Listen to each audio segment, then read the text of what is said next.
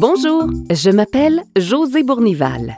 Je suis animatrice, autrice et maman de 4 enfants. Dans ces capsules, je vais répondre à toutes tes questions concernant les émotions que tu ressens, leur impact sur ton corps et leur utilité dans ta vie. Josée, pourquoi est-ce que je vis des émotions? Parce que tu es humain. Peu importe ton origine, ta culture, ton sexe ou ton âge, tu ressens des émotions. C'est une façon que ton corps a trouvée pour t'aider à réagir à ce qui se passe autour de toi. Le but premier des émotions, c'est de te protéger. Elles sont en lien avec tes besoins, comme des signaux ou des indices pour mieux t'adapter à ton environnement. Savais-tu qu'il y aurait 6 émotions de base? La joie, la peur, la colère, la tristesse, le dégoût et la surprise. Elles apparaissent au cours de la première année de vie. Donc toi-même, quand tu étais un bébé, tu les as sûrement ressenties.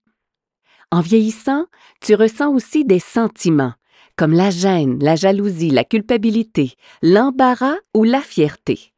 C'est pas la même chose qu'une émotion. Connais-tu la différence entre les deux? Je vais essayer de te la résumer.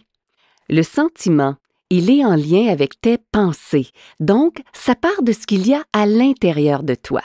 Alors que les 6 émotions dont je t'ai parlé, ce sont des réponses instinctives à ce qui se passe autour de toi.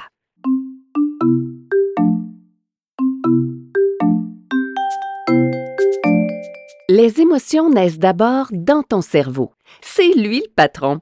Mais il se dépêche d'envoyer l'information au reste de ton corps. C'est ce qui fait qu'on réagit physiquement quand on ressent une émotion. Et crois-moi, ça a un impact sur plusieurs éléments. Le premier, c'est ton visage. Il peut se transformer. Par exemple, quand tu es en colère, tes joues peuvent devenir rouges, tes sourcils se froncent et tu serres les dents. Quand les gens qui t'entourent ressentent une émotion, tu réussis peut-être à la lire sur leur visage. Ton ami n'a même pas besoin de te dire qu'il est fâché. Tu le vois très bien.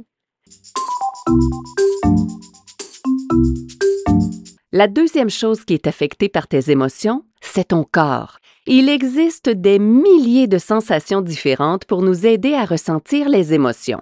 Ça va de la transpiration au picotement dans les mains, en passant par le cœur qui bat plus rapidement ou la grosse boule dans ton estomac.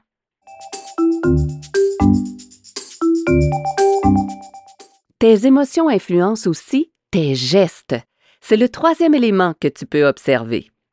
Si tu as peur d'un chien au parc, ça se peut que tu partes à la course ou que tu grimpes dans un module de jeu pour t'en éloigner.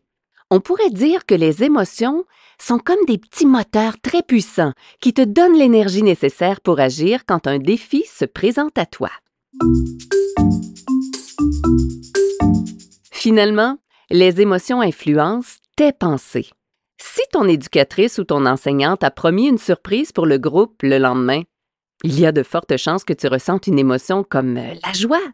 Je gage que tu vas t'endormir ce soir-là en cherchant ce que sera cette belle récompense. Tu vas peut-être imaginer une collation spéciale, une récréation prolongée ou, mieux encore, un congé de dictée.